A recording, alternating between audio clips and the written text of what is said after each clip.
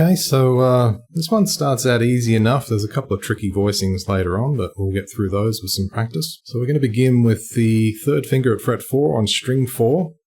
And this is essentially an E minor add 9 chord. What we're going to do here is arpeggiate it, which means we're just going to pick through the notes individually as opposed to strum them. So first step is to play 6, then 4, then 3, then 2, back to 3, and back to 4. And it's a pretty slow piece to begin with. So let's just have a listen to that, and you should be able to play along.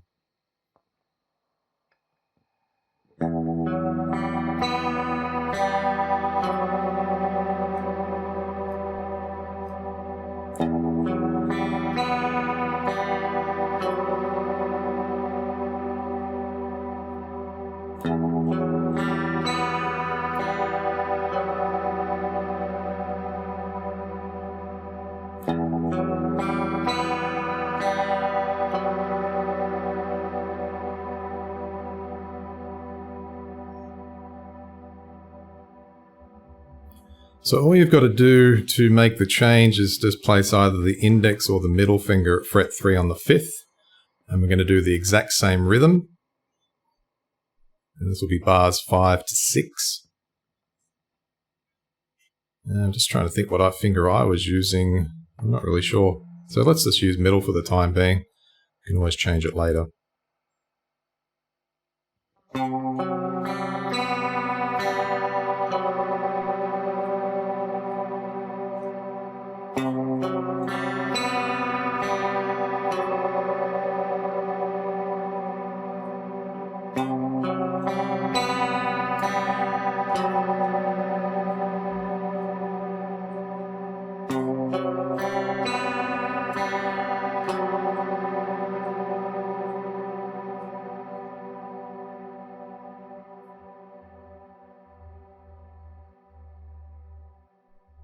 So what you'll notice is in the 8th bar, we're going to change it up a little bit by transforming that voicing. And to do that, we're going to put the pinky finger at fret 5 on the 5th string.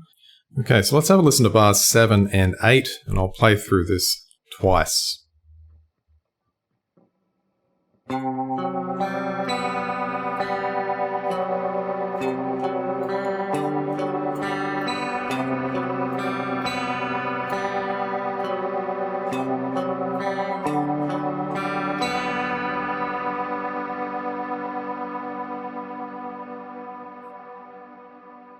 Moving into the 9th bar, we'll return to the original voicing.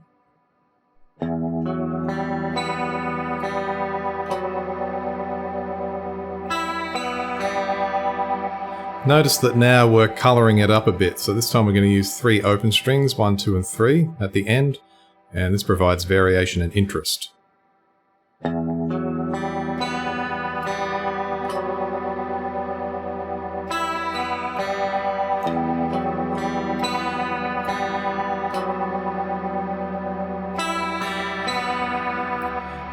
picked a different string sequence the second time, but in actual fact that's a good point to be made, is that you don't have to do it the same way as I'm doing here. You can, but then you can just mix it up a bit, and that provides further interest. In fact, we're going to do that with the next fill. So we continue on with this part.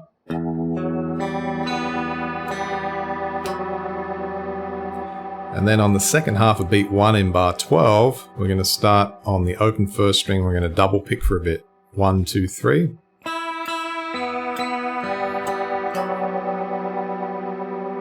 I like to use upstrokes for these because I like the tone of it, the emphasis, get a bit more of an accent. Or you could just alternate pick it.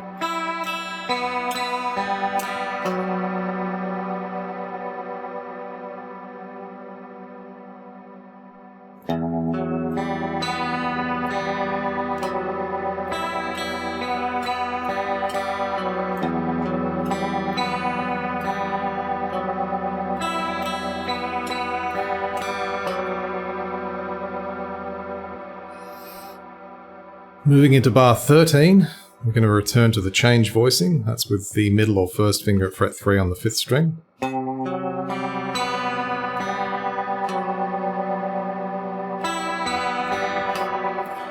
And then we're going to introduce another fill there, so it's 1, 2, 3, 4th string.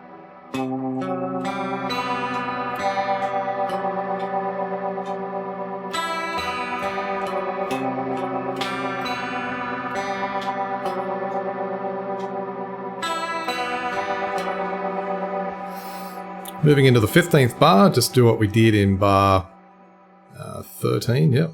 And then we're going to mix it up here with the fill. So we're going to use 1, 2, and 3. Then we're going to put the pinky finger at fret 5 on the 5th, and then pick 1, 2, 3 again.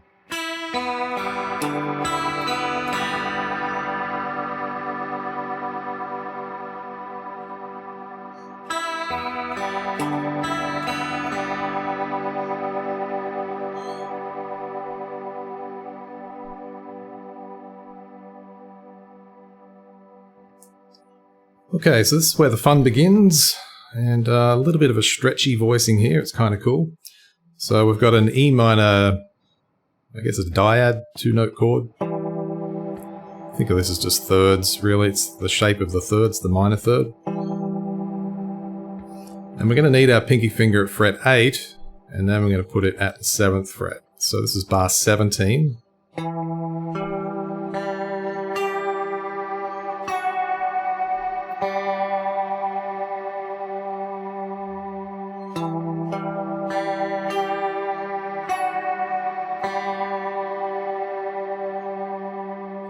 You want to leave your fingers there. We're going to pick through this chord again in bar 18.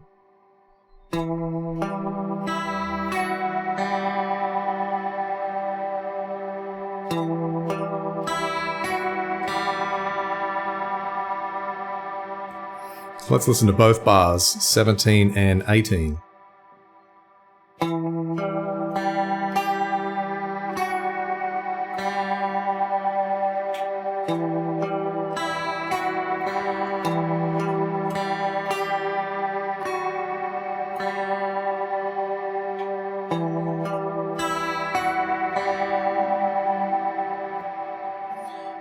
Repeat bar 17 for bar 19.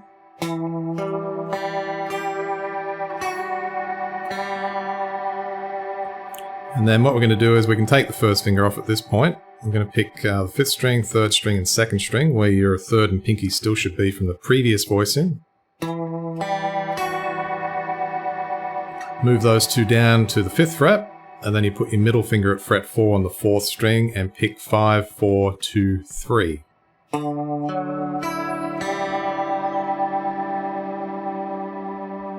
So let's look at that again from bar 19.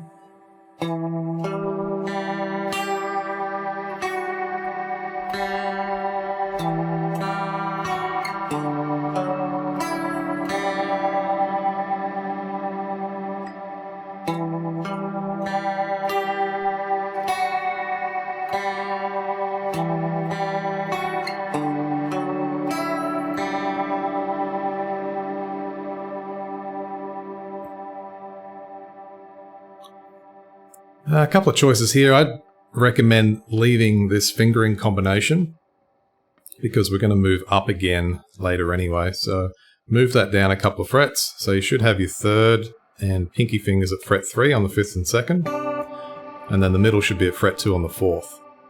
And then what we're going to do is we're going to pick 5, 4, 3, 2, back to 4, and then 3.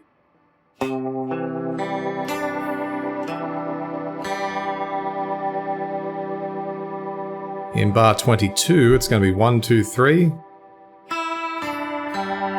2, 3, 4, 3.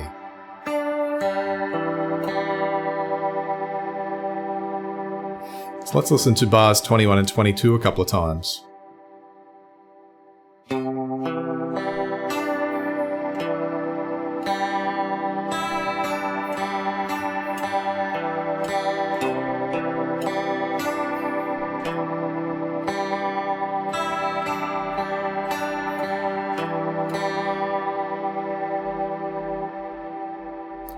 Moving into bar 23, so we're going to pick 5, 4, 3, 2, back to 3, and then to 1.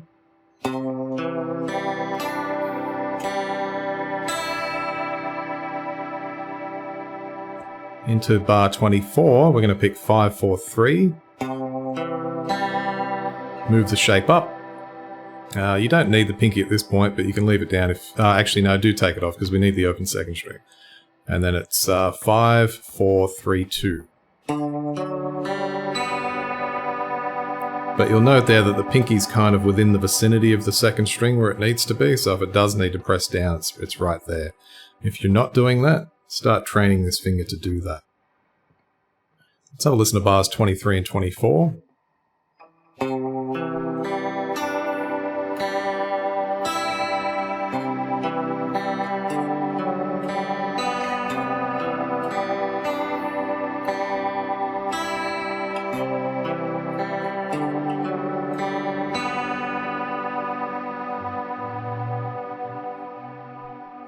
And we're going to go back to our E minor-ish voicing. This is bar 25. A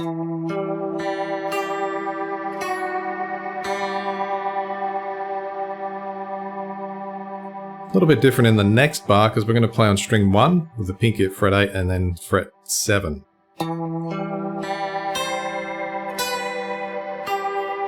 And then back to the 2nd string. So that can be a little bit awkward there, but it's really good practice. Even if you find it very difficult to do this, it's going to be great for the fretting hand, so do persist with it. Because we're building finger independence, and that's really important.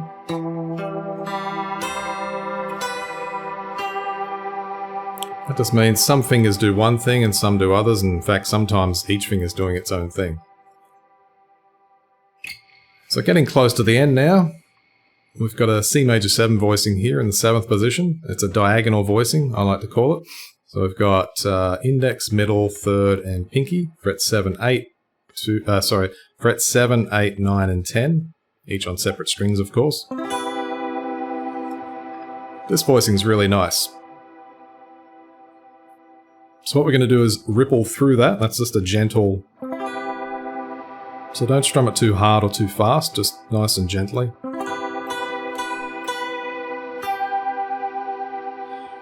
And then we're going to pick the 4th string from there, so it's...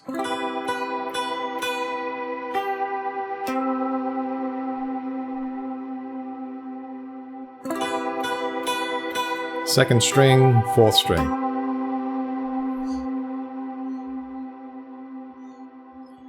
Then we've got a pretty standard jazz C major 7 in the 3rd position.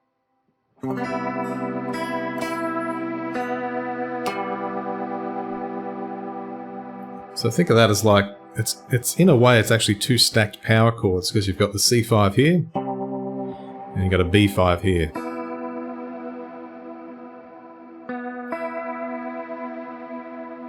Or at least an inverted E5 actually I should say. Put them together.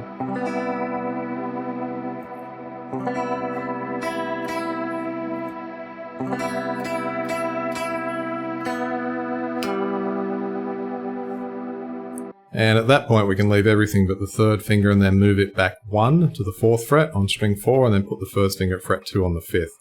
And we've got a full E minor add 9 chord.